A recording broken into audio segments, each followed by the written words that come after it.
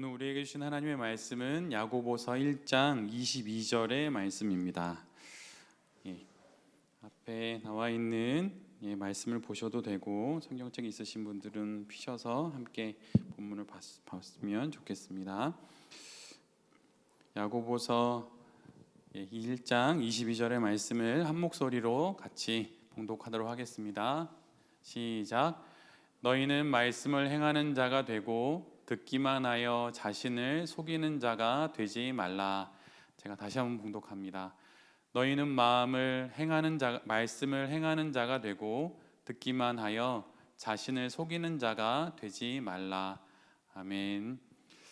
오늘은 야고보서의 말씀을 갖고 살기, 말씀 묵상의 끝 그리고 시작이라는 제목으로 함께 말씀 묵상의 이야기를 나누도록 하겠습니다. 저희가 말씀 묵상 이야기를 함께 나눈 지가 꽤 오래되었는데요. 맨 처음에 머머나, 그래서 멈추고 머물고 그 다음에 나아가는 것에 대한 이야기를 하고 그 지금 마지막 단계인 나아감의 단계에 있는 그 기도에 관련된 이야기를 나누려고 합니다. 큐티를 묵상하는 방법을 계속 이야기하고 있는데 묵상을 할 때 물론 여러 방법이 있습니다. 그리고 나름의 방법도 있고 또 여러 방법들 가운데 자신의 방법을 만들어내신 분들도 계실 텐데 여기서 우리가 함께 나누는 건 그냥 일반적이고 또 특별히 성서 유니온에서 매일 성경을 제작해서 배포해 주시는 성서 유니온에서 하고 있는 말씀 묵상의 그 처음 단계의 내용을 함께 나누고 있습니다. 근데 그 단계 중에 말씀 묵상이 총 6가지 단계가 있는데 그 중에 5번째 단계가 기도하기예요. 우리는 보통 말씀 묵상을 하면 말씀만 묵상하고 끝나게 되는데 그런 식으로 많이 말씀 묵상이 지속되다 보면 약간 소진되는 것을 경험합니다. 왜 그러냐면 말씀 묵상이 공부하는 것처럼 느껴지기 때문이에요. 그래서 지지난 시간에 말씀을 주어, 동사, 목적으로 나누어서 또 동일한 단어들이 배열되는 것을 동그라미를 치면서 전체적으로 어떤 맥락에서 하나님은 어떻게 행하시고 또 세상은 어떤 모습이고 또 나는 어떻게 해야 되는지를 본문에서 찾게 되는데 그런 분석만 하다 보면 말씀 묵상이 좀 건조해지는, 표현하자면 건조해지는 경향을 띠게 되고 그러다 보면 약간 그 말씀 묵상이 지식적인 공부로 끝나게 됩니다. 근데 그런 부분을 반드시 해결해야 되는데 그런 부분을 해결할 수 있는 것이 기도예요. 그래서 말씀과 기도는 짝이지 말씀이 따로 있고 기도가 따로 있는 게 아닙니다. 그래서 실제로 말씀 묵상을 많이 하시면 기도를 하고 싶어지는 방향으로 가고 또 기도를 많이 하다 보면 말씀을 통해서 기도가 더 깊어지기를 원해서 말씀 묵상을 하게 돼요. 근데 사실 대부분의 성도님들은 말씀도 많이 묵상하지 않으시고 기도도 많이 하지 않으셔서 그런 갈등이 별로 없는데 말씀 묵상을 많이 하면 기도를 더 많이 하고 싶어지고 기도를 많이 하면 말씀을 읽고 싶어지는 경향이 나타납니다. 그래서 말씀 묵상의 5번째로 기도하기가 이렇게 나오는데 오늘 깨달은 하나님과 하나님의 기대를 기도문으로 적어보는 게 큐티의 방법입니다. 큐티를 다 하고 나서 맨 마지막에 오늘 내가 깨달은 하나님과 하나님의 기대, 나를 향한 기대를 기도문으로 만들어 적어보는 거예요. 그래서 제가 섬기고 있는 돌베 교회 같은 경우에는 매일 큐티를 카톡방에서 나누는데 큐티를 하고 나서 큐티에 대한 여러 가지 설명도 하실 수 있으면 하지만 최소한 하셔야 되는 건 기도문을 쓰라고 부탁을 드리는데 다 기도문을 쓰십니다. 한 10줄 이내로 짧게 쓰시거든요. 근데 그렇게 해서 그날 내가 묵상했던 하나님 말씀에 대한 기도문을 적고 가능하다면 이게 좋은 방법인데 가능하다면 알람을 맞춰서 하루에 3번 정도 기도문을 읽으면서 하나님께 간구하는 것이 아침에 새벽에 일어나서 말씀 묵상했던 그 내용이 오늘 나의 삶 가운데 계속 지속될 수 있도록 하는 방법입니다. 그래서 예를 들면 그날의 말씀 묵상을 하고 마치 신문의 헤드라인처럼 그날 말씀에 대한 내용을 한 문장으로 정리해서 딱 그날의 말씀의 제목으로 정해놓고 그 말씀만 제목만이라도 아침에 한 번, 점심에 한 번, 저녁에 한 번 그런 식으로 읽는 것만으로도 매우 도움이 됩니다. 그래서 아침에 말씀을 묵상을 했고 그걸로 하루를 살았는데 저녁에 돌아가서 내가 오늘 하루 무슨 말씀을 묵상하고 하루를 살았지?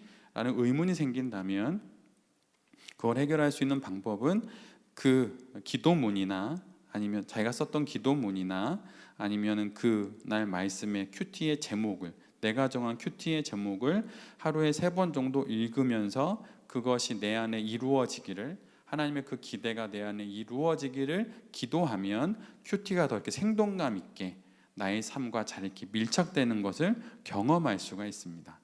그래서 한번 큐티를 하실 때 큐티를 하시고 그날에 매일 성경에 보면 그날마다 제목이 있는데 그 제목 말고 내가 큐티하고 나서 내가 정한 그 기도 제목을 갖고, 아니 본문의 헤드라인 큐티 제목을 정해서 그걸 갖고 하루에 3번 읽는 것만으로도 매우 크게 도움이 될 수 있습니다. 그래서 그런 식으로 기도하는 것을 해보시면 좋겠다는 생각이 들고요. 그 다음에 이제 마지막으로 살기입니다. 살기. 우리가 큐티를 하는 이유는 살기 위함이거든요. 그러니까 어떤 지식으로 신학교에서 지식을 배우는 게 목적이 아니라 우리의 삶 가운데 말씀으로 살기 위함인 거라, 맨 마지막에 말씀 묵상의 맨 마지막 단계는 사는 것입니다. 그래서 그날 말씀에서 만약 내 안에 온유함을 강조하신 하나님의 말씀을 내가 들었다면 그 온유함을 갖고 하루를 사는 거죠. 어떤 지적인 이해를 갖고 그것을 예를 들면 지식적으로 아는 것으로 그치거나 아니면 말하는 것으로 그치는 게 아니라 그걸 내가 사는 거죠. 그래서 그 삶을 사는 것을 통해서 말 그대로 말씀이 내 안에서 이렇게 살아 움직이는 것을 경험하게 되는 것입니다. 그래서 살기라고 하는 건 말씀에서 깨달은 하나님의 마음을 기억하고 하나님의 뜻을 행하는 것을 의미합니다.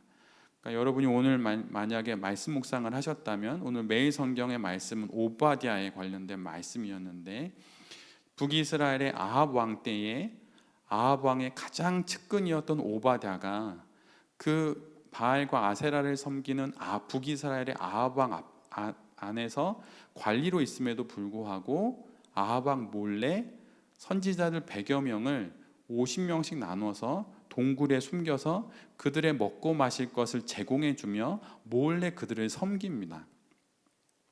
근데 그러면서 자신도 살아야 하니까 어쩔 수 없이 아합의 왕궁에서 일을 해요.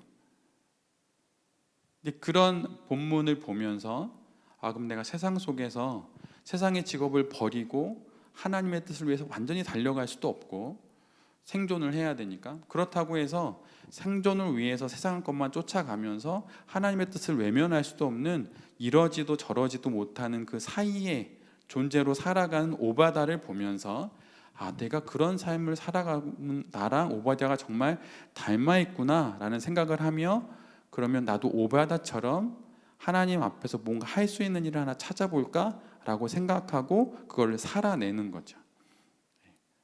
그래서 큐티가 어떤 도덕과 윤리로서의 내용으로 그치는 게 아니라 삶의 구체적인 어떤 행동으로 나타나는 그런 일들이 우리 가운데 있어야 하는데, 바로 그런 일들을 살기라는 것으로 우리가 구현해내는 거죠. 말씀 묵상을 오래 하신 분도 계시고 설교를 오래도록 우리가 교회 다니니까 많이 들었는데 왜 그 말씀을 듣고 우리가 변화되지 않는 것일까요? 그거는 살지 않기 때문이에요. 그리고 사는 사람에게는 간증이 있습니다. 그래서 사실은 어느 성도가 참다운 그리스도인의 길을 걷고 있냐라고 할 때 그에게 굳이 큐티를 얼마나 많이 했는지, 기도를 얼마나 많이 했는지, 학위가 얼마나 있는지 그게 중요한 게 아니라 그 사람에게 오늘 하나님의 말씀으로 살았던 간증이 있는가라는 것을 들어보면 그 사람이 하나님의 말씀을 살아내는 사람인지 아닌지 알 수 있는 거예요.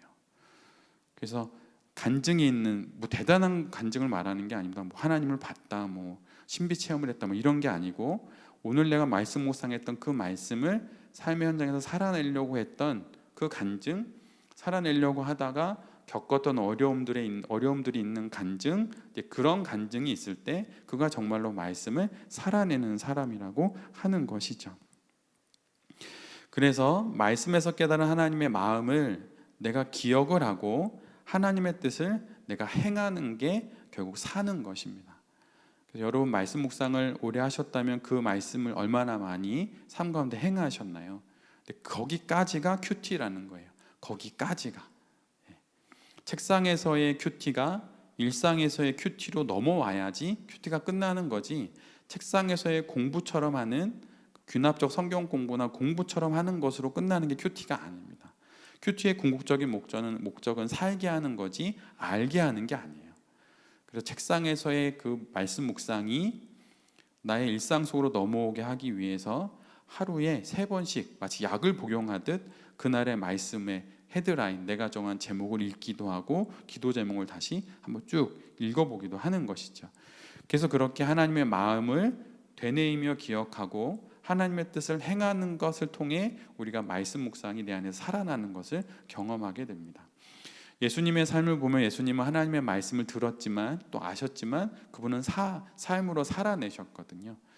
그래서 그분이 곧 살아계신 하나님의 말씀이 될 수 있었던 겁니다. 그래서 우리도, 그리스도인들도 마찬가지죠. 자기가 그 말씀을 살아낼 때 곧 진짜 내가 큐티하는 사람이 되는 거죠. 콰이어트 타임이라고 해서 조용한 시간에 침묵으로 말씀을 묵상하는 게 큐티가 다가 아니에요. 그래서 일상의 삶으로 넘어오게 하는 것까지가 그게 바로 큐티라고 하는 것이죠. 그래서 일상생활에 적용할 내용이 있다면 구체적으로 어디서 누구와 무엇을 어떻게 할 것인지를 구체적으로 기록해 두고 작은 실천으로 옮기는 것입니다. 그래서 오늘 말씀을 갖고 나는 그럼 이 말씀 중에 난 이런 한 적용이 마무리가 됐는데 그럼 이걸 어떻게 할 수 있을까? 그러면 어디서 할 수 있을까? 직장에서 아니면 운전할 때 누구와, 나도 모르는 내 옆에서 차를 끼어드는 또 다른 운전자 이럴 수도 있고요. 그 무엇을 좀 한 번 더 참겠다 이럴 수도 있겠죠. 어떻게 하겠습니까? 클락션 안 두드리고 기다려 보고 그래 내가 오늘 좀 더 해보겠다 이렇게 되는 거죠. 그래서 그런 구체적인 적용을 기록해 두고 작은 실천으로 옮길 때 말씀이 되게 내 안에서 역사하는 것을 경험해요. 한국 교회에서 특별히 이 구체적인 적용 부분에 그 아주 좀 강한 교회라고 해야 될까요? 그 교회는 우리들 교회입니다. 김양재 목사님의 우리들 교회인데 거기는 적용이 엄청 강해요. 그러니까 여기서 말하는 강하다는 의미는 잘한다는 의미예요. 그래서 말씀 묵상을 하는 형태는 좀 약간 다른데 되게 좀 뭐라고 할까요? 스토리텔링 비슷한 느낌으로 합니다. 그리고 사회 적용보다는 개인 적용의 내용이 좀 많은데 스토리텔링으로 하면서 개인 적용에 하면서 적용점을 찾아서 그거를 구체적으로 실천하는 것을 매우 강조해요.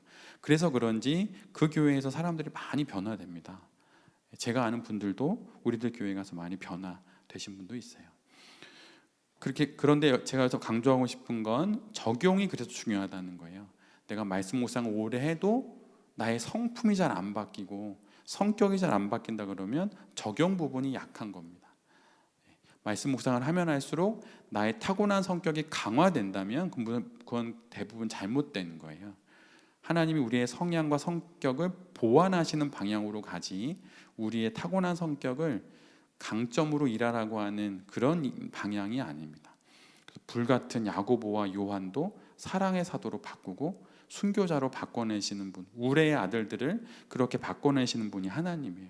그러니까 타고난 성향, 나는 원래 MBTI에서 E인데요. 말씀 묵상 많이 하시면 I로 갑니다. I였던 분은 말씀 묵상 많이 하면 좀 외향적으로 바뀌어요.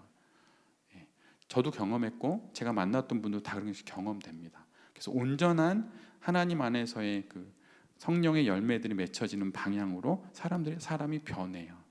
너무 많이 우울하다면 말씀을 통해서 밝은 쪽으로 나와야 하고 너무 많이 이렇게 업되어서 살아간다면 말씀을 통해서 진중해지는 방향으로 반드시 오게 되어 있어요.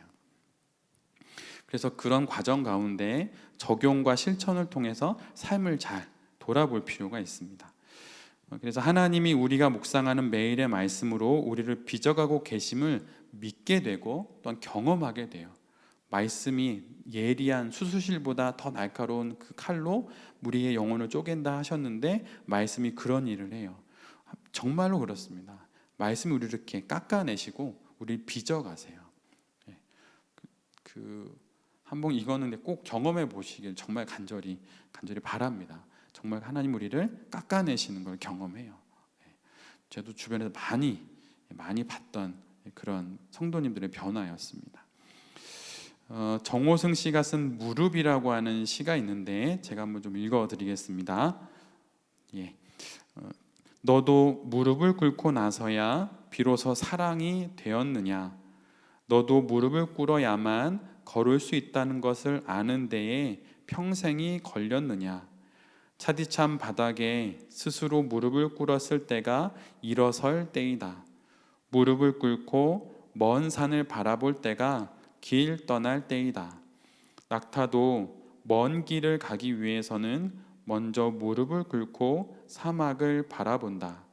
낙타도 사막의 길을 가다가 밤이 깊으면 먼저 무릎을 꿇고 찬란한 별들을 바라본다. 낙타의 모습을 보며 시인이 쓴 시인데, 시인은 무릎 꿇음의 역설을 앞에서 이야기를 합니다. 무릎을 꿇으면 거기서 그냥 주저앉을 것 같은데 무릎을 꿇음으로 오히려 일어나게 되고, 또한 무릎을 ቁ름으로 오히려 걸을 수 있게 되고, 무릎을 꿇음으로 오히려 멀리 볼 수 있다는 거예요. 이것은 무릎 꿇음에 담긴 아름다운 역설이라고 말할 수도 있겠죠. 근데 묵상도 그렇습니다. 멈춤으로 시작되고 눈을 감음으로 오히려 눈을 뜨고 머무는 것으로 나아가게 되기 때문이에요. 우리는 멈추면 그게 끝이라고 생각하는데 실은 묵상 안에서 하나님의 말씀, 이 말씀 어떻게 묵상하지? 낯설은 그 말씀 앞에 딱 멈추면 그것이 시작이 됩니다. 그리고 눈을 감고 하나님의 말씀을 묵상하면 말씀 안에서 나의 영혼의 눈이 뜨여지는 것을 경험해요. 그러니까 새로운 걸 본다는 게 아니라 영혼의 눈이 밝아지는 것을 경험합니다. 그리고 머무는 것을 통해, 말씀 안에 머무는 것을 통해 내가 어디로 가야 할지를 알게 되는 거예요. 그것이 다 말씀 묵상 안에서 일어나는 일들입니다. 말씀 묵상을 하기 위해 머무는 그 20-30분의 시간이 낭비처럼 느껴지기도 하고 익숙치 않아서 너무 버티기 힘들 수도 있지만, 막상 멈추면 그 일을 싫더라도 익숙해질 때까지 멈추면 그럼 그 안에서 우리 안에 무엇인가 시작되는 것을 알게 되고, 정말 눈을 감으면 그 안에서 새롭게 눈을 뜨고 머무는 것으로 나아가게 되는 것을 경험하게 돼요. 그러면서 말씀으로 이렇게 나의 인생을 한 걸음 한 걸음 진일보하는 것을 경험하게 되는 것이죠. 그런 경험이 있으면 말씀 묵상을 하고 싶어집니다. 아주 희한하게도 그런 은혜가 있죠. 말씀을 묵상하고 싫지만, 귀찮지만, 해보지 않아서, 몸에 익숙치 않아서 좀 힘들지만 막상 했는데 그 말씀으로 내가 삶을 살아봤더니 은혜가 있으면 그 은혜 때문에 말씀 묵상을 다시 하고 싶어져요. 그리고 말씀 묵상을 하다가 다시 또 말씀을 실현하는 그 길로 나아가게 되죠. 근데 이것이 중간에 끊어짐 없이 매끄럽게 이렇게 진행되지는 않습니다. 최소한 예전에 말씀드린 것처럼 3년은 말씀 묵상을 되든 안 되든 매일 하겠다는 생각으로 일단 무조건 해야 돼요. 그게 제가 해보니까, 또 다른 분들하고 얘기를 나눠보니까 중학교가 3년이고 고등학교가 3년이 나름의 이유가 있는 것 같아요. 예전에도 군대가 3년 아니었나요? 잘 모르겠는데 3년 정도 해야 몸에 익어요. 그럼 4년째 1월쯤에 그냥 합니다. 그냥 싫을 때도 있지만 그냥 하고, 기쁠 때도 또 하고, 이렇게 3년은 계속 해야 하는 거죠. 그래서 하나님 앞에서 멈추고 하나님의 말씀에 머물고 말씀의 은혜를 붙들고 일상으로 나아가는 이 일을 계속 꾸준히 하시다 보면 하나님의 큰 은혜를 분명 누리게 되는 말씀 묵상의 여정이 되리라 생각합니다. 그래서 앞에 말씀드린 지금까지의 저희가 오늘이 9번째인가 10번째쯤 될 텐데요, 말씀 묵상의 그 단계를 왼쪽에 준비, 이게 9시 방향이죠. 9시 방향에 1번 준비라고 되어 있는 곳으로부터 이렇게 이제 돌아가면 1번 준비, 2번 기도, 3번 읽기, 4번 묵상하기, 5번 기도, 6번 살기, 이 순서입니다. 그래서 이렇게 6가지 단계가 계속 돌아가는 거예요. 근데 이거를 크게 일어나는 현상으로 3가지로 나누면, 멈추는 단계에서 준비를 하고, 또 이제 멈추는 단계에서 기도를 하고, 그 다음에 머무는 단계로 넘어가면 머물러서, 말씀 안에 머물러서 말씀을 읽고, 말씀을 읽으면서 그 안에서 새로운 하나님의 말씀이 내게 떠오르는, 발견되는 묵상의 시간을 갖고, 그 다음에 말씀으로부터 나올 때는 기도를 통해서 나오고 현장에 들어가서 사는 거죠. 그래서 이렇게 지난번에 외울 때 멈머나 이렇게 외웠죠. 멈춤, 머문, 나아감, 이래서 멈머나 이렇게 했는데, 이게 큐티의 묵상의 3가지 단계입니다. 그래서 이런 단계로 말씀 묵상이 이루어지고 있다라고 하는 것을 아셔서 말씀 묵상의 여정을 잘 걸어가셨으면 좋겠고, 중요한 거는 2번과 5번처럼 기도가 꼭 있다고 하는 것. 기도 없이 말씀 묵상 없습니다. 그래서 유럽에는 신학교의 교수님들 중에 예수님을 안 믿지만 신학을 가르치는 교수도 있는데, 그들이 그렇게 된 이유는 말씀을 공부만 해서 그래요. 기도의 체험이 있으면 예수님을 영접하게 되겠죠, 당연히. 그래서 이런 과정으로 말씀 묵상이 진행된다는 걸 아셔서 말씀 묵상을 잘 이어가실 수 있으셨으면 좋겠습니다. 예전에 한번 저기서 나눠드렸던 교재에 나와 있는 건데요, 성경 묵상의 순서와 단계를 요약 정리하면 이런 식으로 정리를 할 수 있어요. 그래서 앞에 말씀드린 준비, 기도, 이렇게 읽기, 묵상하기, 기도, 살기, 요거를 이제 다시 표로 정리해 본 건데, 지금까지 살펴본 묵상의 순서와 방법을 요약하고 정리하기 위해 빈칸을 채워보는 건데, 맨 처음에 준비하기이죠. 그래서 성경을 묵상하기 위해선 시간과 공간을 정해야 합니다. 그리고 성경책과 매일 성경 큐티책이나 필기도가 있어야 하죠.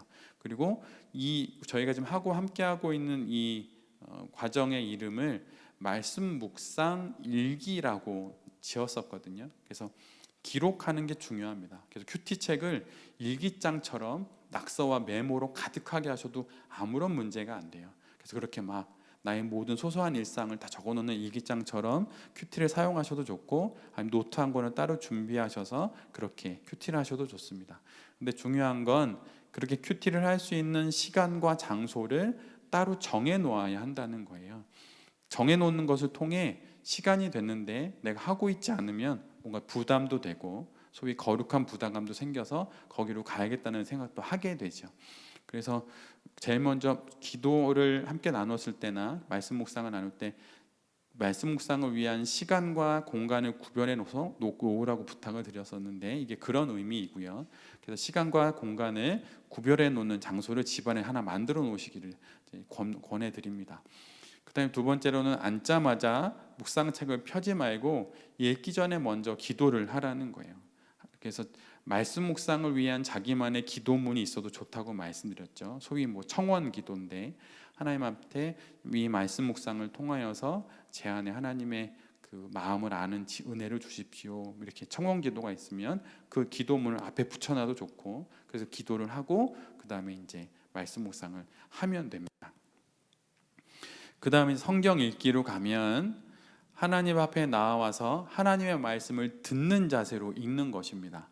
하나님이 말씀을 해주시는 걸 내가 듣는 거죠. 잘 경청하는 게 우선이에요. 그 다음에 본문의 내용을 파악을 해서 하기 위해 천천히 꼼꼼히 반복해서 읽습니다. 예전에 이 부분을 이야기할 때는 3번 정도 읽으시라고 말씀을 드렸는데, 내용을 파악을 하고, 2번째로는 그 내용 간에 눈에 띄는 단어들이 있는지 한번 보고, 3번째는 이제 관상적으로 말씀 묵상해 보시라 말씀을 드렸는데, 본문의 내용을 파악하기 위해서 스토리가 먼저 들어와야 하니까 천천히 꼼꼼히 반복해서 읽어야 하고, 읽은 내용을 요약할 수 있을 때까지 읽으시는 게 좋습니다. 근데 매일 성경은 매번 그날의 말씀의 스토리를 한 3줄 정도로 요약해 놓은 것이 있어서 그거를 읽고 하셔도 돼요. 익숙치 않으면 처음엔 그렇게 하셔도 괜찮습니다. 4번째는 묵상하기인데, 묵상에서는 하나님이 어떤 분이신지를 찾고, 그 다음에 그것을 연결해 보고, 또 또 거기서 적용할 부분이 뭔지도 한번 찾아보고 하나님의 교훈과 기대를 찾고 또 연결해보고 적용해보는 것입니다. 그래서 하나님이 어떤 분으로 본문에 나와 있는지, 그게 첫 번째지, 본문에서 막 교훈과 도덕과 윤리와 실천을 찾는 게 첫 번째가 아닙니다. 하나님이 어떤 분이신지를 먼저 찾고, 그 다음에 그런 하나님께서 내게 주시고자 하시는 어떤 교훈과 기대가 뭔지를 찾아보는 거죠. 그 다음에 다섯 번째로는 읽고 묵상한 말씀을 따라서 순종할 수 있도록 하나님 잘 살아갈 수 있게 힘을 주세요, 용기를 주세요, 이렇게 기도하고, 여섯 번째로는 오늘 발견한 하나님을 생각하면서 내가 쓴 기도문을 하루에 3번씩이나, 아니면 내가 만들어 놓은 기도 카드나 큐티 카드를 하루에 3번씩 제목만이라도 읽으면서 살아가고, 그 다음에 오늘 발견한 하나님의 교훈과 기대에 부응하며 살기 위해서 내가 구체적으로 어떤 실천을 할 건지, 예를 들면 누구에게 전화를 한다 그러면 누구에게 언제 전화할 건지 그런 것도 적어놓고, 오랫도록 복음은 전했지만 돌아보지 못했던 친구가 있다면 카톡 한번 보내보고, 이런 식으로 구체적인 적용을 적으면 됩니다.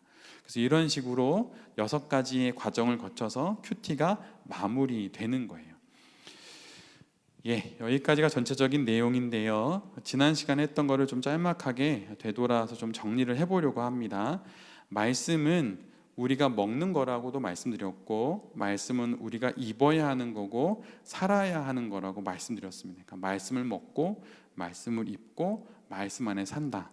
그래서 새롭게 된 그리스도인의 의식주가 있는데 그것이 바로 말씀이라고 저희가 함께 이야기를 나눴었습니다. 그래서 하나님 안에서 새롭게 태어난 사람이라면, 어린아이가 태어나면 엄마의 모유를 먹고 이유식을 먹고 분유를 먹고 그 다음에 밥을 먹듯이, 모든 새롭게 태어난 생명은 반드시 먹게 되어 있어요. 그 생명을 유지하기 위해. 근데 그리스도인은 바로 하나님의 입에서 나온 말씀을 먹고, 또 아이들이 때에 따라서 여름이면 좀 짧게, 겨울이면 두껍게 옷을 입듯이 말씀의 옷을 입고, 또 아이들이 안락한 집에서 살아야 하듯이 말씀 안에서 살아야 함을 우리가 이제 지금껏 배웠던 것이죠. 그래서 매일 이런 일들은, 우리가 먹고 입고 어느 집에서 살고 자고 하는 그 모든 일들은 매일 하는 거죠. 이 중에 어느 하나라도 빠지면 삶을 살아가기가 어렵습니다. 그것처럼 매일 해야 하는 일상적인 일이 말씀 묵상이고, 그냥 하고 싶으면 하고 싶지 않으면 안 하는 게 아니라 반드시 해야 하는 일이라는 거예요. 그래서 옷 안 입고 밖에 나가지 않죠. 밥 안 먹고 하루 너무 힘든 일입니다. 거리에서 자지 않죠. 그런 것처럼 필수적인 일이에요. 옵션이 아니라는 겁니다. 그래서 말씀 묵상을 필수적으로 해야 한다는 것을 반드시 기억하셔야 하고, 만약 내가 지금 그렇게 하고 있지 않다면 내가 필수적인 걸 빼먹고 있다는 이야기예요. 지금까지 내 육체에 필요한 의식주만큼이나 내 영혼에 필요한 의식주를 어떻게 살펴봤는지를 한번 점검해 보십시오. 말씀을 잘 먹고 있는지, 기도를 잘 하고 있는지, 하나님을 높여드리는 찬양을 잘 듣고 있는지. 여러분 유튜브 엄청 많이 보실 텐데 요즘에 새로 나온 찬양을 얼마나 알고 계신가요? 집에 일어나서 하루 제일 먼저 듣는 게 무엇인가요? 찬양이 되면 좋을 것 같아요. 연주곡이든 부르는 거든, 그렇게 내 영혼에 필요한 의식주를 잘 하나님의 말씀으로, 하나님 쪽으로 바꾸어내는 것들이 필요합니다. 그래서 말씀 묵상은 하루의 통과 의례가 아니라, 그냥 때에 따라서 하는 게 아니라 새로운 삶의 리듬 안으로 들어가는 거예요. 그러니까 새로운 삶의 패턴을 익히는 겁니다. 군대에 가면 아침 기상시간과 모든 일과를 군대 스케줄에 따라가서 해야 되듯이 새로운 삶의 패턴을 익히는 것이고, 그런 맥락 안에서 우리의 삶을 살아가는 거예요. 그래서 앞에 있는 말만 따서 뭐뭐나 이렇게 말씀드렸는데, 멈추고 머무르고 나아간다, 이게 큐티의 전부입니다. 뭐뭐나 이렇게 외워두시면 좋을 것 같아요. 뭐뭐나. 그래서 멈춘다, 일단 멈춰야 돼요. 핸드폰도 내려놓고 넷플릭스나 OTT 보고 싶은 거 다 내려놓고 일단 멈춰야 합니다. 딱. 그 다음에 준비를 하고 기도하는 거죠. 그 다음에 머무는 겁니다. 그래서 말씀 안에 말씀을 읽고 또 말씀을 묵상하는 그런 머무는 시간을 좀 오래오래 갖는 거예요. 그 다음에 앞으로 나아가는 겁니다. 그래서 기도를 하고 삶으로 살아내는 그런 곳까지 나아가면 이제 큐티가 마무리가 되는 것이죠. 그래서 앞에서 말씀드린 묵상의 이 세 단계, 이 단계로 잘 묵상의 여정을 걸어가시면 좋겠습니다. 그래서 지금부터 말씀 묵상과 말씀 묵상 일기를 한번 써보시기를 권해드려요. 연배가 좀 있으신 분들이 혹시 이 말씀을 함께 나누고 계시다면 자녀들에게 물려줄 유산이 뭐 돈도 좋고 뭐 건강도 좋고 좋은 집안의 분위기도 좋고 다 좋은데, 그거보다 더 중요한 건 엄마나 아빠가 말씀 묵상으로 살았던 그 흔적을 자녀들에게 주는 것만큼 아주 귀한 것도 없습니다. 가장 귀한 거죠. 그래서 말씀 묵상 일기를 아무데나 쓰지 마시고 노트 한 권 사서 펜 하나 사서 차근차근히 적어 내려가서 한 해에 두 해에 한 권 두 권씩 모아 놓으시면 그것이 자녀들에게 잊혀지지 않는 그런 귀한 신앙의 유산이 되고, 그런 유산을 받았으니 그 자녀들이 어떻게 하나님을 떠날 수가 있겠어요. 그래서 꼭 그렇게 말씀 묵상 일기를 꼭 해보시길 바라고, 큰 은혜를 분명 하나님께서 누리게 하실 것입니다. 그래서 그런 은혜를 누리면서 살아가시게 되기를 정말 축복합니다. 이것으로 한 9번, 10번째 이런 말씀 묵상 여정은 이렇게 끝나고요. 다음번부터 할 내용을 좀 미리 안내를 해드리려고 하는데, 다음번부터는 분별에 대한 이야기를 좀 하려고 합니다. 여기 나와 있는 책은 일단 구매하실 필요는 없으세요. 이 책으로 할 건 아닌데, 제가 공부하는 과정이나 제가 봤을 때 요긴했던 책들이 이었거든요. 그래서 뭐 영의 식별, 이냐시오가 말했던 영의 식별이고, 이거는 이제 영적 감정을 분별하라라고 한 이런 조나단 에드워드의 그런 책이고, 또 다음에 신앙 감정론이라는 책도 있고, 그다음에 이제 그 이냐시오 쪽에서 나온 결정이라는 책도 있는데, 이 책들도 뒤에 가면 시간이 되면 때에 따라서 이렇게 한 권씩 선정해서 할까 합니다. 그런데 이번에는 이 책으로 하지는 않고 이 책으로 하려고 그래요. 그래서 좋은 씨앗에서 나온 영적 분별의 길이라고 하는 책인데, 이 책을 갖고 차근차근 하려고 합니다. 지난번에도 말씀드렸지만 막 제가 너무 기도 관련된 함께 말씀 나눌 때는 막 제가 막 많이 전해드리고 싶어서 막 했는데, 그것만큼 이렇게 따라오시기가 좀 어려우신 것 같아서, 말씀 묵상도 원래 좀 이렇게 더 타이트하게 빨리 끝낼 수 있는데 좀 이렇게 천천히 호흡을 맞춰서 했는데, 영적 분별에 관련된 내용도 좀 그렇게 하려고 합니다. 그래서 이 책을 다음 주 한 주 미리 좀 사셔서 한번 천천히 좀 읽어보시면 좋을 것 같고, 순서에 따라서 차근차근 함께 분별을 어떻게 하는 건지 이제 이렇게 지나가 보려고 합니다. 분별은 무엇인가 막 눈 떴는데 막 A, B 중에 뭐 B가 확 보이더라 뭐 이런 거 분별 아닙니다. 대부분 분별 아니에요. 거의 대부분 다 그냥 자기 감정이 쏠리거나 아니면 그냥 헛것을 보거나 뭐 그런 겁니다. 근데 영적 분별은 좀 오래 걸리고 그다음에 단계가 있고 과정이 있어요. 대략 그런 이렇게 경향을 갖고 있습니다. 그래서 영적 분별의 길이라고 하는 좋은 씨앗에서 나온 이 책을 좀 미리 사서 읽어보시면 좋겠고, 안에 책장에 보면 이렇게 되어 있어요. 그래서 영적 분별로 초대부터 해서 결정을 위한 영적 분별 실습 이렇게 해서 이제 11장까지 있는데, 차근차근 좀 오래 걸려도 천천히 가려고 합니다. 그래서 영적 분별이라고 하는 게 어떤 것인지를 전체적으로 하나씩 보면서 전체적인 흐름을 좀 알고, 또 이후에 어떤 기도하는 권사님이 와서 이렇게 했다더라 해서 홀딱 넘어가지 마시고, 이런 과정을 통해서 스스로 잘 분별해 보셨으면 좋겠다는 생각이 듭니다. 그리고 뒤에 가면은 또 그 실습 목록이 있어요. 근데 이렇게 1장부터 11장까지 이렇게 쭉 있는데, 중요한 것 중에 하나는 분별은 매우 이성적이라는 거예요. 그리고 매우 좀 영구적인 면도 있습니다. 그런 부분이 있고, 또 물론 기도도 있고, 정보를 모으는 것도 있고, 의견을 청취하는 것도 있어요. 그래서 막 누가 갑자기 뭘 알았다더라 이런 거 거의 다 아닙니다. 정말 아니고, 그래서 이렇게 분별하려고 하고, 여기서 특별히 1장에 보면 의식 성찰이 있는데, 예전에 기도 우리가 함께 나눌 때 의식 성찰 기도를 함께 나눴던 적이 있어요. 그래서 굳이 안 하셔도 되는데, 다음 주부터 하셔도 되는데, 의식 성찰을 매일 저녁에 한 5분 정도, 10분 정도 하루를 돌아보면서 의식성찰을 해보시는 게 분별하는 거랑 똑같습니다. 그래서 그렇게 의식성찰의 과정을 잘 또 지나가실 수 있으셨으면 좋겠어요. 그래서 다음 시간부터는 이 책으로 영적 분별의 여정을 좀 잘 걸어가 보도록 하겠습니다.